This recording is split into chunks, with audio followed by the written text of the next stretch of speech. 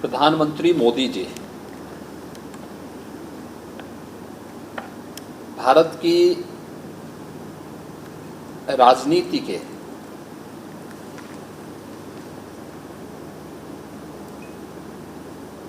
एक ऐसे चमकते हुए सूर्य हैं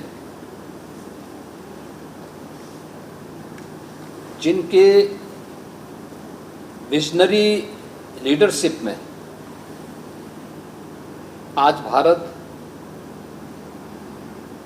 दुनिया की सबसे तेज उभरती हुई अर्थव्यवस्था के रूप में स्थापित हुआ है और वैश्विक परिदृश्य में भारत का सम्मान बढ़ा है, गौरव बढ़ा है। भारत की वर्तमान प्रगति और भारत के प्रति दुनिया का परसेप्शन आज जो बदला है उसका श्रेय मोदी जी को जाता है और मोदी जी इसलिए सफल हुए। अब तक के सफलतम प्रधानमंत्रियों में मोदी जी की गिनती और मोदी जी के प्रति आदर का भाव न केवल भारत में बल्कि दुनिया में है, क्योंकि मोदी जी के लिए 140 करोड़ भारतवासी ही परिवार हैं। तो नेशन फर्स्ट, जब राष्ट्र प्रथम के भाव के साथ कोई कार्य करता है और वही जीवन का उनका संकल्प होता है तो उसके अनुरूप विजन भी वो देते हैं। और ये पहली बार देखने को मिला है कि राष्ट्र को प्रथम रख करके उस देश यानी देश के सभी नागरिकों को अपने परिवार का हिस्सा मानने और 140 करोड़ लोगों के लिए न दिन देखना न रात देखना, पूरी प्रतिबद्धता और ईमानदारी के साथ उस प्रकार की योजनाओं को बनाना, यानी विजन भी है तो उसको इम्प्लीमेंट करने की क्षमता भी। ये पहली बार किसी एक राजनेता में है तो मोदी जी हैं, जो उत्तर प्रदेश 17 के पहले बीमारू था। आज उत्तर प्रदेश भारत की डेवलपमेंट का ग्रोथ इंजन बन रहा है, भारत की इकोनॉमी का ग्रोथ इंजन के रूप में अपने आप को स्थापित किया है। तो उत्तर प्रदेश अगर बीमारू राज्य से भारत के विकास में योगदान देने वाले अग्रणी राज्यों के रूप में स्थापित हुआ है, ये प्रधानमंत्री मोदी जी के विजन के कारण। पूर्वी उत्तर प्रदेश के और उत्तर प्रदेश को पूरा मिला करके हमारे 28 जनपद ऐसे थे जिनमें इंसेफ्लाइटिस की बीमारी थी और इंसेफ्लाइटिस के मुद्दे को लेकर के एक सांसद के रूप में मैं पहले आंदोलन करता रहता था, संसद में भी मुद्दों को उठाता रहता था। प्रधानमंत्री मोदी जी ने मुख्यमंत्री बनने के बाद जो हमें गाइड किया, उन्होंने कहा कि देखिए बीमारी, कोई भी बीमारी है, स्वच्छता उस पर सबसे पहले प्रहार करती है।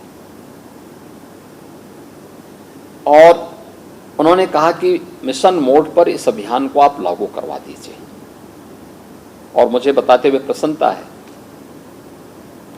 कि 1977 से लेकर के 2017 तक उत्तर प्रदेश ने 50,000 बच्चों को इस बीमारी से निकलते हुए देखा, लेकिन 17 के बाद मोदी जी का जो मार्गदर्शन था, उस मार्गदर्शन का परिणाम है कि इंसेफ्लाइटिस आज पूरी तरह समाप्त हो गई।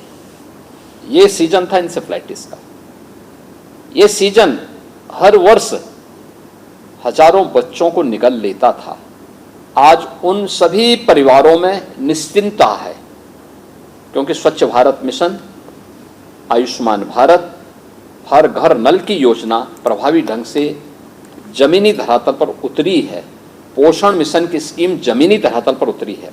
आज परिणाम हमारे सामने है कि मोदी जी ने जो विजन दिया, हमने उतारा।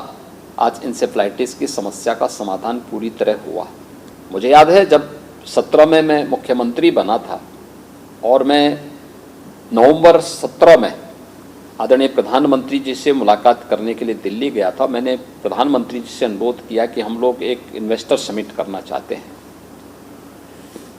प्रधानमंत्री जी जोर से हंसे और उन्होंने कहा कि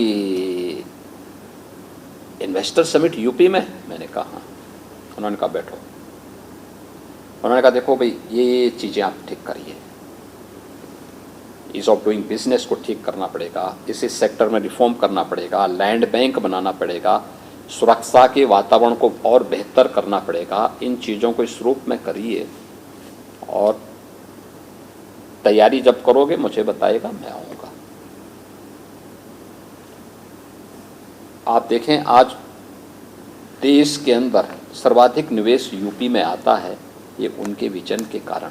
60 लाख नौजवानों को हमने इसके माध्यम से यूपी के अंदर नौकरी दी है, रोजगार के साथ जोड़ा है। मुझे याद है 2017 में भारतीय जनता पार्टी का लोक कल्याण संकल्प पत्र बन रहा था। उन्होंने कहा भी देखो यूपी के लिए परंपरागत उद्यम को इसमें स्थान दीजिए, यूपी की ये ताकत है और इसको उत्तर प्रदेश में हमें आगे बढ़ाना है। हमने 1 डिस्ट्रिक्ट 1 प्रोडक्ट की स्कीम भी उन्हीं के विजन से इम्प्लीमेंट की थी, जो आज उत्तर प्रदेश की सक्सेसफुल स्कीम है और ये देश के अंदर अन्य राज्यों के लिए भी एक प्रेरणा बन गई है। ये मोदी जी की प्रेरणा से, देखिए उनका मार्गदर्शन और नेतृत्व है, हमें और पूरे देशवासियों को निरंतर प्राप्त हो। भारत की विरासत के लिए और भारत के विकास के लिए उनका जो योगदान है, हर भारतवासी इसके लिए उनका अभिनंदन करता है, प्रधानमंत्री जी को जन्मदिन की बधाई देता है और प्रभु श्री राम से इस बात की प्रार्थना करता है कि विकसित भारत की संकल्पना में उनका निरंतर नेतृत्व भारत को प्राप्त